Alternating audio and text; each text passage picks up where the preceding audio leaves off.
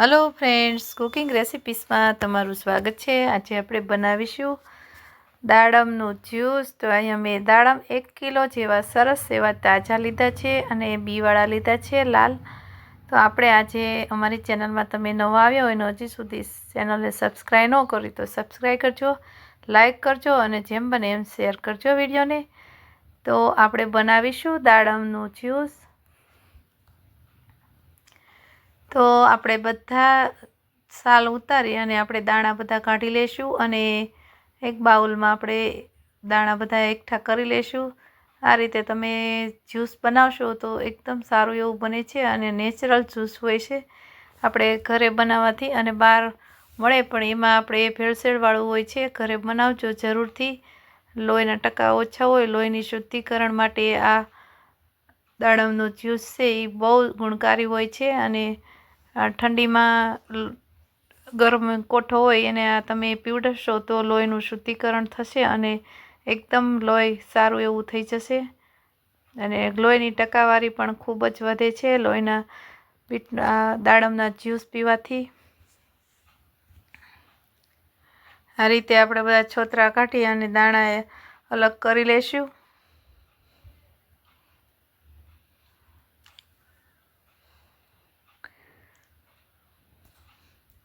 અહીંયા મેં તાજા અને એકદમ ફ્રેશ દાડમ લીધા છે।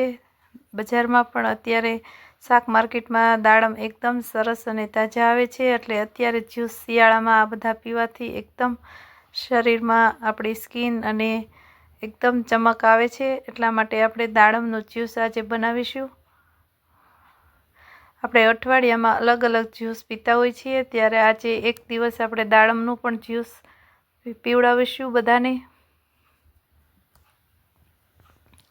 હવે અહીંયા બધા દાડમના દાણા મેં કાઢી લીધા છે એક બાઉલમાં અને એને એકદમ આ રીતે સાફ કરી લેવાના અને આપણે એક મિક્સર જારમાં આપણે દાણા એડ કરીશું।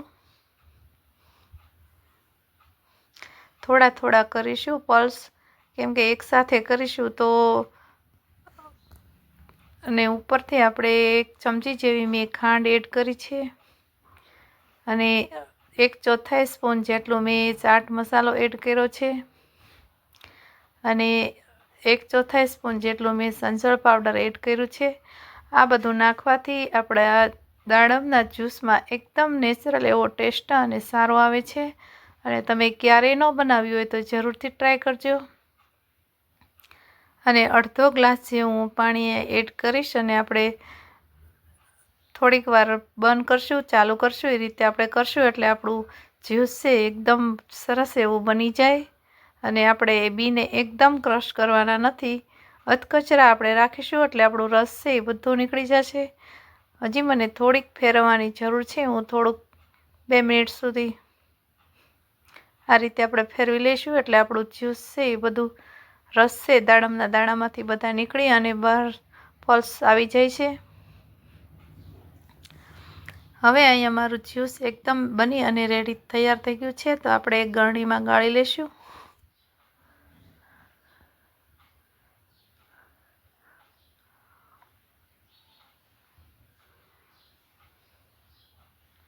તમે જોઈ શકો છો આપણું જ્યુસ એકદમ સરસ એવું બની અને રેડી થઈ ગયું છે।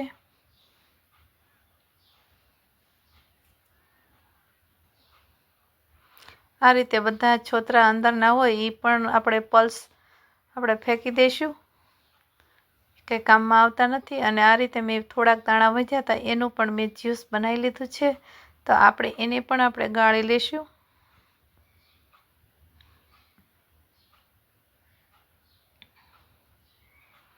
આ જ્યુસ તમે ઘરે બનાવશો તો બહુ સારો ટેસ્ટ આવે છે અને એકદમ ટેસ્ટી બને છે અને એકદમ પેટમાં ઠંડક, ગરમીવાળો કોઠો હોય એને આ ઠંડક માટે બહુ જ સરસ આ દાડમનું જ્યુસ એકદમ સારું છે।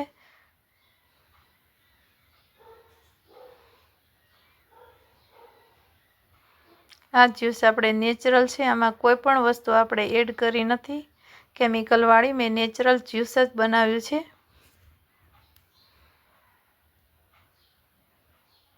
હવે આપણે આ બધા છોતરાને આપણે રસ છે એ નીતરી લીધા છે અને આપણે એને ગ્લાસમાં ગાળી લઈશું આપણા જ્યુસને બધાને. તમે જોઈ શકો છો એકદમ સરસ એવું આપણું જ્યુસ બની અને રેડી થઈ ગયું છે અને સ્વાદમાં પણ એટલો સારો ટેસ્ટ આવે છે. હવે આપણે 2 ગ્લાસ ભરી લઈશું.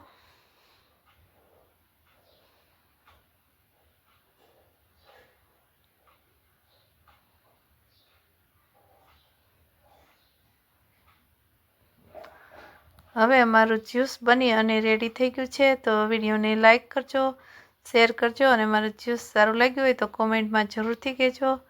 Thank you for watching.